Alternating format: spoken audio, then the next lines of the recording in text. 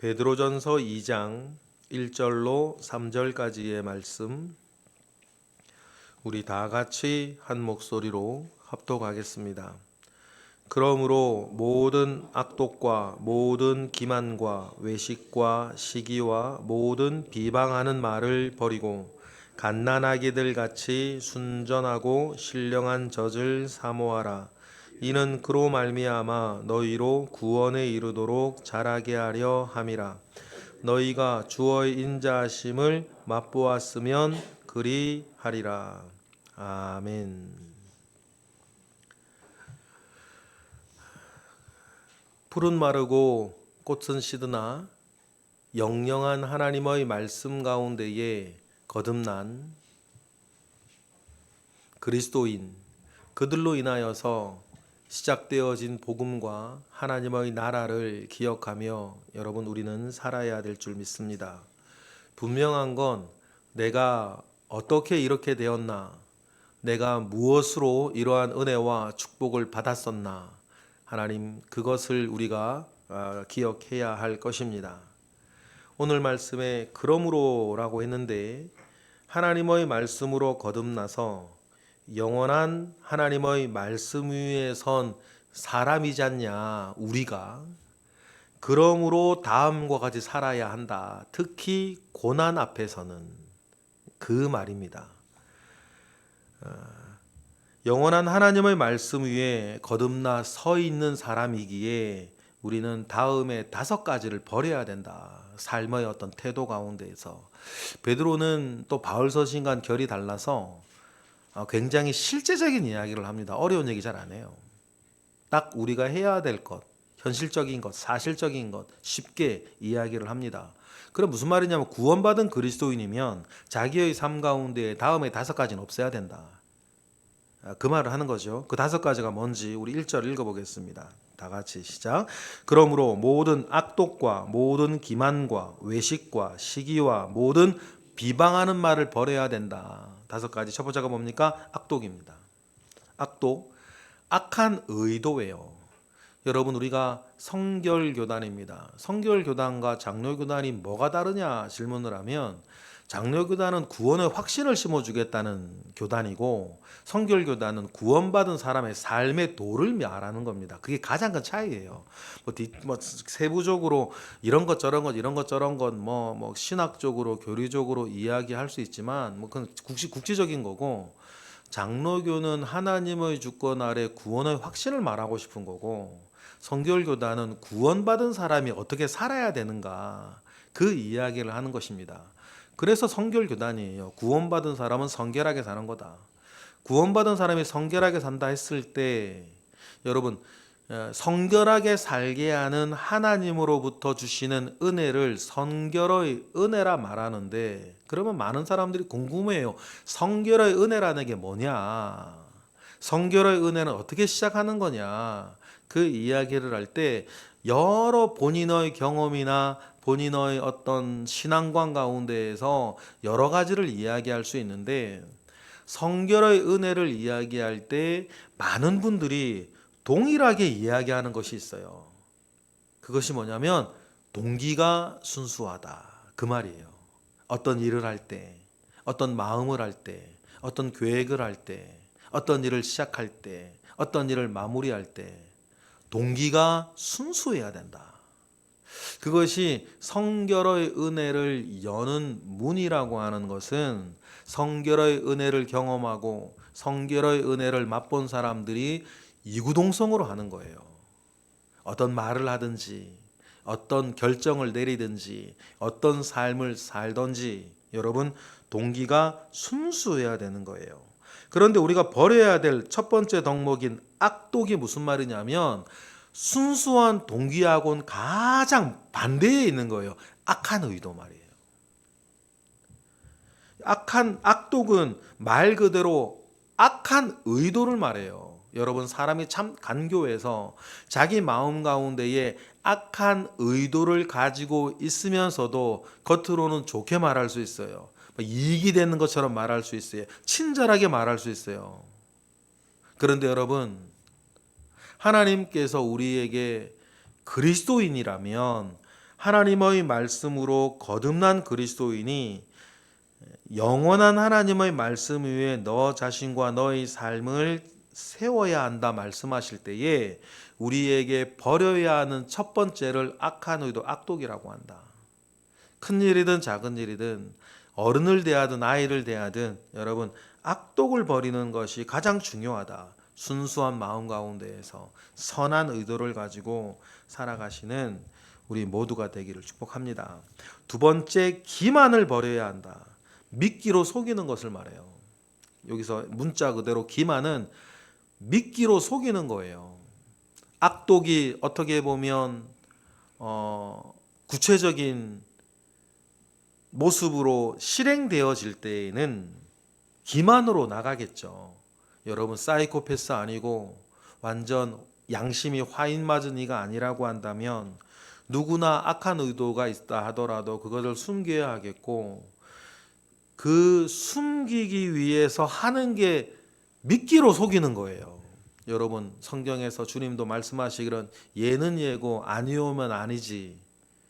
무언가 미끼로 속이고 포장하고 치장하고 아닌 양하고 있는 양하고 그래서 자신을 부각시켜야 되고 한다면 여러분 그것은 버려야 되는 모습입니다. 그래서 악독을 버리고 기만을 버려야 된다. 미끼로 누군가를 속여 나아가서 일을 하는 것들은 버려야 된다. 세 번째가 외식입니다. 외식. 페르조나 이래서 이렇게 가면이라 얘기도 하고 헬라어 단어는 다른 단어도 사용하긴 하지만 외식은 가장 쉽게 얘기하면 조작된 모습이에요. 조작된 모습. 사람들 앞에 서야 되는 사람들이 가장 조심해야 되는 것도 이런 조작된 모습이겠죠. 이런 외식을 버려야 된다. 네 번째가 시기라 그랬습니다. 시기, 악한 질투로부터 나오는 모든 것들. 악한 질투로부터 나오는 모든 것들이 시기예요. 말 한마디도, 눈빛 하나도, 내 머릿속에 스쳐가는 생각 한 조각도. 여러분, 악한 질투 속에서 나오는 모든 것들을 떨쳐버리는 사람이 되어야 한다. 그리고는 비방입니다. 비방, 말 그대로 욕이에요. 흠집을 내기 위해 하는 모든 말입니다. 흠집을 내기 위해 하는 모든 말. 그 비방을 버려야 하는데 여러분 이 다섯 가지가 단순히 윤리적인 측면에서 하지 말아야 된다 이런 것이 아니에요. 맨 처음 모두에 말씀드렸던 것처럼 하나님의 말씀으로 거듭나 영원한 하나님의 말씀 위에 서 있는 사람은 당연히 그러므로 이 다섯 가지를 버려야 된다 이야기를 합니다. 이것은 여러분 하나같이 회개를 가로막는 것들이에요. 하나님 아버지 앞에 회개를 가로막는 거고 하나님이 거룩하니 너희도 거룩하라 했을 때 눈에 보이지는 않고 우리 심령에 있는 것들이지만 우리의 거룩을 가로막는 악행들이에요. 차라리 뭔가 말입니다. 눈에 드러난 사건 사고 속에 있었던 일이라고 한다면 회개하기가 어쩌면 쉬워요. 그런 일들은 자타공인 누구나 잘못한 일을 범하였고 거기에 대한 비난이 쏟아지고 마음의 양심의 가책을 받으면 회개하기가 오히려 쉬운데 우리의 내면에 은밀히 자비를 잡고 있는 악독, 기만, 외신, 시기, 비방 이런 것들은요 뭐가 더 영적으로 어렵냐면 회개하기가 어렵다는 거예요. 이런 것들은요 잘 폭로가 되지 않기 때문이에요. 그러니 여러분 우리의 성결, 우리의 거룩을 가로막는 은밀한 대적들인 악행들인 이러한 다섯 가지를 우리 스스로 하나님 빛 대신 예수 그리스도 앞에 비추어 버려나가야 한다라는 것이 영적인 원리 첫 번째. 두 번째로 여러분 베드로전서의 상황이 세상으로부터의 박해와 고난이 임박하였다라고 하는 것을 염두에 두고 생각을 하면 이 5가지 이 악행은 세상 권력이 여러분이나 교회에 공격할 수 있는 거리를 제공하는 거예요. 틈을 제공한다는 거예요. 사단이 교회를 공격할 수 있는 첫 번째 눈에 보이지 아니하는 틈이 되고, 우리의 성결의 은혜를 가로막고 회개를 가로막는 악행이 되기도 하지만, 세상 권력이 교회를 공격해 들어올 수 있는 틈이 됩니다. 여러분, 세상으로부터 교회가 듣는 욕은 크게 2 종류 아닙니까? 교회가 너무 교회답기 때문에 듣는 욕들이 있어요. 여러분, 그건 당연히 들어야 됩니다. 교회가 교회답기 때문에 듣는 비난이라면 그건 당연히 감수하고 들어야지, 우리가 그것마저 두려워해서는 안 돼요. 우리가 그것마저 두려워한다면 우리 스스로를 어떻게 지키겠습니까? 그런데 다른 욕이 있어요. 교회가 교회답지 못하기 때문에 듣는 비난과 욕이 있습니다.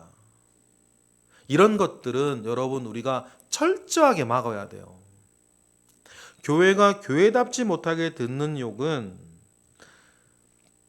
세상 권력이 교회를 핍박하고 박해할 때에 너무나 훌륭한 명분이 되기 때문이에요. 그러니 지금 베드로가 정말 사랑하는 교회들을 위해서 전하는 이 말씀은 영적인 이유도 있고 육적으로도 세상이 교회를 침범하지 못하도록 틈을 막고자 하는 의도도 있다는 것을 우리는 기억해요. 그런데요, 이러한 것들을 막고 고쳐나가는 것이 우리의 각오나 다짐으로 되는 건 아니에요. 우리의 각오나 다짐으로 되는 일이었다면 진작에 해서 이런 말씀들이 필요 없을 정도가 되었을 건데, 우리의 본성이 어떤 일이 안 생겨서 그렇지, 열받는 일, 짜증나는 일, 나한테 손해가 오고 피해가 오는 일이 생기면 이 5가지 일들은 얼마든지 우리 가운데 일어날 수 있는 그 일들이라는 거예요. 그래, 우리가 악에 기울어져 있는 존재들이기 때문인데, 그러면 악에 기울어져 있어서 이런 것들이 쉬운 일만 생기면, 어떤 거리만 만나면, 발동만 걸리면 이 5가지 버려야 할 것들은 언제라도 우리 가운데에, 우리 속에서 숨어 있다, 언제라도 드러날 수 있는 것들인데, 이런 본성에 가까운 이런 일들을 어떻게 끊어내고 스스로와 교회를 지켜나갈 것인가. 그러려면 2절에 나와 있는 것처럼 우리에게 은혜가 있어야 되는데, 그게 뭐냐면 2절과 같은 우리가 하고자 하는 2절과 같은 마음이 우리에게 있어야 된다는 거예요. 2절 읽어볼까요? 다 같이 시작. 갓난아기들 같이 순전하고 신령한 젖을 사모하라. 이는 그로 말미암아 너희로 구원에 이르도록 자라게 하려 함이라. 오직 그것만 하라는 것이 뭐냐면 뭡니까? 갓난아기들 같이 순전하고 신령한 젖을 사모하는 것. 여러분 갓난아기들 키워보셨을 거예요. 갓난아기들 배고플 때, 그래서 뭐 어른들이 막 말입니다, 장난 같은 거 칠 때 배고파하는, 아니면 배고프지 않아도 아기들 그 입 주위에 손 이렇게 대면 막 그 빨아먹으려고 막 이렇게 뭐예요? 젖을 사모하는 그 마음. 그런 거 아니에요. 이렇게 막 아이들이 막 울다가라도 막 공갈자 꼭지라도 끼워주면 그냥 금세 뭐 있냐 쪽쪽 빠는 그런 거 말입니다. 우리가 하나님께서 우리에게 주시고자 하는 그 은혜들을 그런 갓난아기들처럼 사모하는, 오직 그것만 있으면 된다고 생각하는 갓난아기들한테 여러분 뭐가 필요하겠습니까? 엄마 젖 외에는 뭐가 필요해요? 어떤 일이 있어 젖만 물려주면 끝인데, 걔네들은. 그런 갓난아기들 같이 사모하래요. 무엇을요? 순전하고 신령한 것들을 사모하라. 우리 가운데에 그 신령한 것들이 사모하는 마음들이 있어야 됩니다. 그러면 여러분 짧게만 말씀드리면, 하나님의 것을 그렇게 사모하는 사람이 되려면 여러분 언제나 5가지 우리 가운데 있어야 되는데, 첫 번째, 생명의 근원을 늘 생각해 하셔야 돼요. 내 생명의 근원을 먼저 생각해야 된다. 하며 살아야 된다. 두 번째, 생활에서 모든 죄들을 제거해 나가야 돼요. 죄들이 끼어 있으면 끼어 있을수록, 여러분 예전에도 그 메커니즘 말씀드린 적이 있는데, 아무리 작아 보여도 죄의 최종 목적은 하나님에 대한 적개심을 가지게 하는 거예요. 그 단계들이 있어요. 하나님에 대한 적개심을 가지게 하는 것이 모든 죄의 최종 목적이기 때문에, 그 과정 가운데에서 하나님의 신령한 것들은 사모하지 않게 되어져요. 은혜가 메말라지면 여러분 당장에 영적인 것들에 대한 권태, 영적인 것들에 대한 무료함, 영적인 것들에 대한 실증, 그러한 것들이 생깁니다. 그러니 여러분 영적인 것들에 대한 실증과 권태가 생기면, 여러분 기도도 하품만 나오고, 예배 때에도 졸음만 오고, 어떤 사모함도 없이 목적도 없이 관성에 의해서 예배 가운데 앉아는 있는데, 어떤 사모함도 없고 어떤 열정도 없고 어떤 기대감도 없고, 하던 일이니까 하기는 하는데, 그러니 여러분 이것의 가장 근원적인 이유는 나의 생활 가운데에, 나의 심령 가운데 죄가 끼어 있을 때, 죄는 언제나 신령한 것에 대한 권태를 느끼게 한다는 거예요. 그러니 생활에도 죄를 제거해야 되고, 세 번째는 하나님의 말씀이 나에게 언제나 필요하다는 걸 인정하셔야 돼요. 하나님의 말씀이 언제나 나에게 필요하다. 그러니 큐티를 할 때도, 설교를 들을 때도, 여러분 늘 신령한 젖을 사모하는 아이처럼 나에게는 다른 것이 필요한 것이 아니라 하나님 말씀이 필요하다는 것을 늘 인정하고 살아가는 것. 그래서 늘 영적으로, 네 번째, 성장하기를 추구하는 것.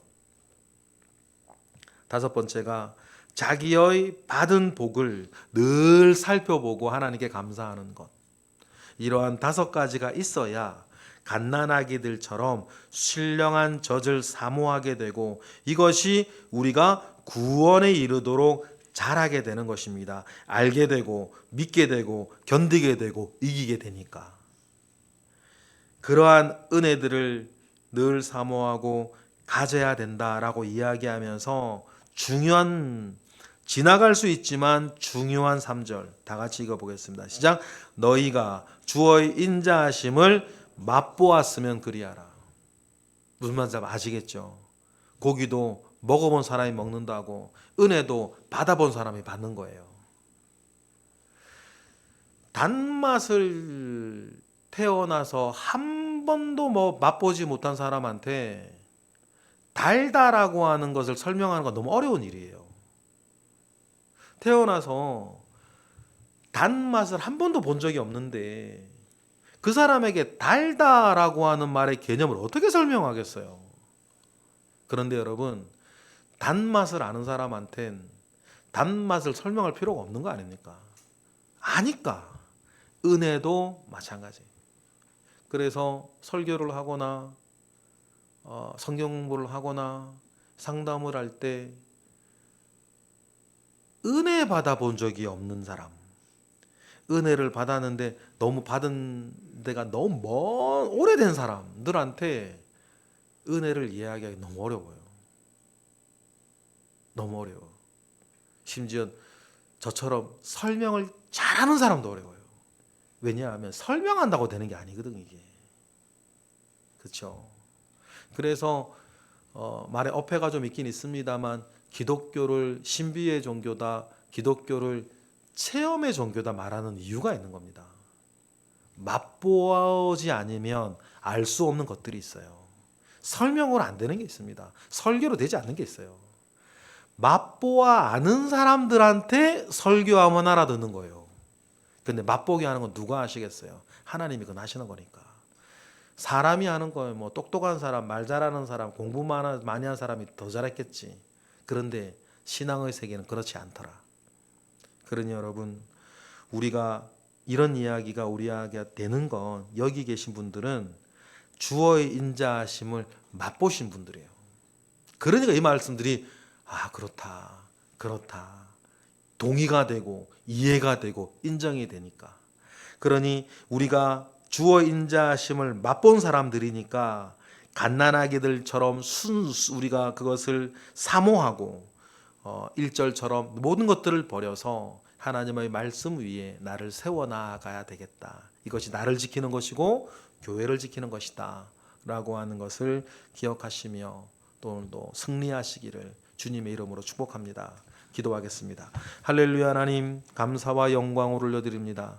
크신 은혜 가운데에 우리와 함께 하시옵소서. 오늘 우리에게 주신 짧은 이 말씀 속에서 하나님께서 우리에게 주시고자 하는 은혜가 실로 큼을 기억합니다. 오늘도 이 말씀 늘 묵상하고 읊조리며 그 말씀 가운데에 서서 살아가고 승리하는 우리 모든 새벽의 기도자들 되게 하시옵소서.